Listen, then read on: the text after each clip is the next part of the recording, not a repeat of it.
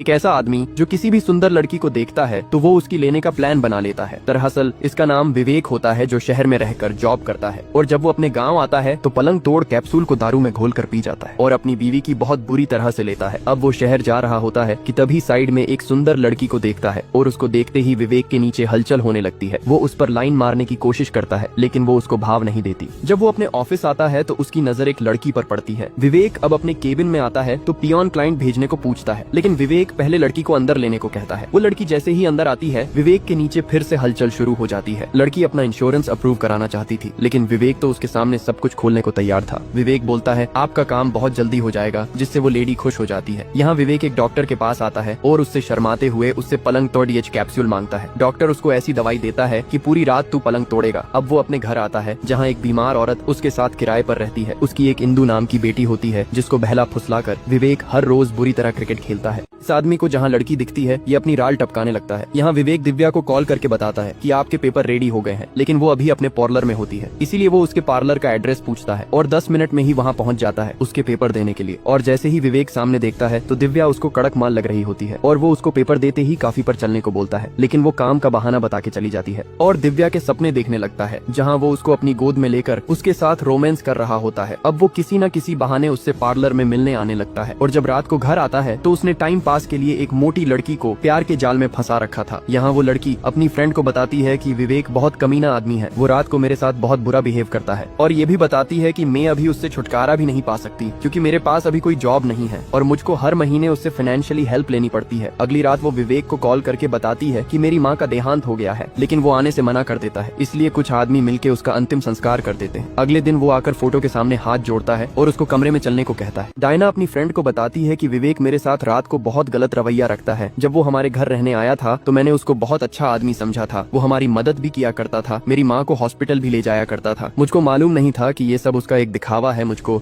अपने प्यार के झांसे में लेने का, और जिसकी वसूली वो रात में पिच पर बैटिंग करके लिया करेगा। दरअसल विवेक एक इंश्योरेंस कंपनी में काम करता है। जहाँ भी उसको लड़की दिखाई देती वो उसके पास मधुमक्खी की तरह भिन भिनाने लगता है। जिस दिन डायना की माँ मरी थी वो इसके अंतिम संस्कार में नहीं आता, लेकिन रात को डायना के पास आके बेड पर क्रिकेट खेलने को पूछता है, लेकिन डायना उस टाइम उसको अपने से दूर कर देती है। यहाँ विवेक एक लड़की से क्लोज होने की कोशिश करता है जो एक दिन उसके ऑफिस में अपना इंश्योरेंस अप्रूव कराने आई थी, लेकिन डायना की फ्रेंड उसकी वीडियो बना लेती है और अगले दिन डायना को दिखाती है कि ये आदमी हर किसी की लाइफ खराब कर रहा है। उनका दोस्त आके बताता है कि गांव में इसकी एक खूबसूरत बीवी भी है, जहां ये भेड़िया पलंग तोड़ कैप्सूल खाकर उसकी भी पिच पर बैटिंग करता है। इसलिए ये दोनों इसको सबक सिखाने का प्लान बनाती है और अगले दिन उसकी बीवी से मिलने जाती है और विवेक को कॉल करके बोलती है कि मैं आज अपनी बुआ के जा रही हूँ। इसलिए विवेक इंश्योरेंस वाली लड़की को डायना के घर बहाने से ले आता है। विवेक दिव्या को झूठ बोल के डायना के घर ले आता है क्योंकि डायना ने उसको बताया था कि आज वो बाहर जा रही है और दिव्या को उससे इंश्योरेंस अप्रूव कराना था, इसलिए वो उसके साथ आ जाती है। विवेक आते ही पलंग तोड़ गोली खा लेता है और दिव्या को बियर पीने के लिए पूछता है। दिव्या समझ जाती है कि ये तो बड़ा सुअर इंसान है। वो आके बोलता है कि आज यहाँ कोई नहीं है, तुम बोलो तो हम यहाँ पलंग तोड़ सकते हैं, और उसके करीब आने की कोशिश करता है, लेकिन दिव्या उसको दूर कर देती है और कहती है कि तूने क्या मुझको 6000 वाली लड़की समझा है। लेकिन तभी उसकी पड़ोसन आके सब देख लेती है और दिव्या यहाँ से चली जाती है। विवेक बोलता है अगर तूने किसी को बताया तो अगली बार तेरे साथ ही कबड्डी खेलूंगा। यहाँ डायना और उसकी फ्रेंड विवेक के घर उसकी बीवी से मिलने आती हैं और उसको बताती है कि तेरा पति शहर में रहकर कबड्डी खेलता है और मुझको भी प्यार के जाल में फंसा रखा है। डायना बताती है कि वो हमारे घर किराएदार बन के आया था और हमारे साथ बहुत अच्छा बिहेव करता था और मैं भी उसके प्यार में पड़ गई। अब वो हर रोज पलंग तोड़ कैप्सूल खाता है, तभी मेरे कमरे में आ जाता है और जानवर बन जाता है। डायना अब उसको विवेक का बेग देती है। घर आके वो देखती है कि ये रात वाले च्यवनप्राश से भरा होता है। अब वो रोने लगती है, तभी डायना का कॉल आता है और वो उसको सबक सिखाने को बोलती है। यहाँ डायना और उसकी फ्रेंड विवेक की बीवी को बताने की कोशिश करती है कि उसका पति एक भेड़िया इंसान है जो शहर में रहकर हर रोज एक नया शिकार देखता है और पलंग तोड़ कैप्सूल खाकर उनके साथ पलंग तोड़ता है, लेकिन उसकी बीवी को उनकी बात पर विश्वास नहीं होता और उनको इग्नोर करके जाने लगती है। लेकिन डायना उसको उसके पति की फोटो दिखाती है जिसमें वो उसके गले लग रहा है और बताती है कि इसने मुझको भी अपने प्यार के जाल में फंसाया और अब पटाखा गोली खाकर मेरे साथ हर रोज क्रिकेट खेलता है। ये सुन के उसको बहुत बड़ा शौक लगता है क्योंकि उसको पता था कि उसका पति एक सुअर इंसान है, लेकिन ये नहीं पता था कि वो दूसरी जगह भी क्रिकेट खेलता है। डायना बताती है कि अब वो एक दिव्या नाम की लड़की के पीछे पड़ा है जो एक पार्लर में काम करती है और अब वो उसके ही सपने देख रहा है कि कैसे उसको अपने प्यार में फंसा सके, लेकिन अब हमको साथ मिलके उस भेड़िए का पर्दाफाश करना होगा। लेकिन उसकी बीवी वीडियो कॉल पर उनका साथ देने से मना कर देती है कि मुझको मेरे हाल पर छोड़ दो। लेकिन अगले दिन विवेक जैसे ही उसके पास आता है वो फिर से सुअर जैसा बिहेव करता है, जिससे उसकी बीवी डायना का साथ देने के लिए मान जाती है। और अगले दिन विवेक जैसे ही अपने घर आता है उसकी बीवी बाहर से गेट बंद कर देती है और अंदर आकर वो डायना और उसकी फ्रेंड को सामने देखता है और सितारा सितारा बाहर से सब कुछ लॉक कर देती है और अंदर आती है क्योंकि वो भी उन्हीं के साथ मिली होती है। अब विवेक बात करने के लिए जैसे ही वहाँ बैठता है, डायना उसके ऊपर स्प्रे मारती है और वे सभी मिलकर उसको रस्सी से बांधने लगते हैं। वे तीनों उसको एक चेयर से जकड़ देते हैं। विवेक खुलने की बहुत कोशिश करता है, इसलिए डायना उसके मुंह पर भी टेप चिपका देती है। अब विवेक इन तीनों के कंट्रोल में हो जाता है। यहाँ डायना की फ्रेंड विवेक का असली चेहरा यूट्यूब पर दिखाने वाली होती है, इसलिए उसकी फ्रेंड लाइव आ जाती है और लाखों लोग उसको देखने लगते हैं। अब वो उसकी बीवी को बुलाती है। वो बताती है कि विवेक हर रात पलंग तोड़ कैप्सूल खाता था और जानवर बन जाता था। वो मुझे बहुत परेशान करता था और जब मुझसे काम नहीं चलता तो बाहर क्रिकेट खेलने के लिए शिकार ढूंढता था। सितारा की ये बात हर कोई सुन रहा था। अब डायना बताती है कि मैं इसकी गर्लफ्रेंड हुआ करती थी और इसने मेरे साथ भी प्यार का गेम खेला और बाद में मुझको मारना शुरू कर दिया। विवेक का ये रूप जानकर सभी लोग हैरान हो जाते हैं।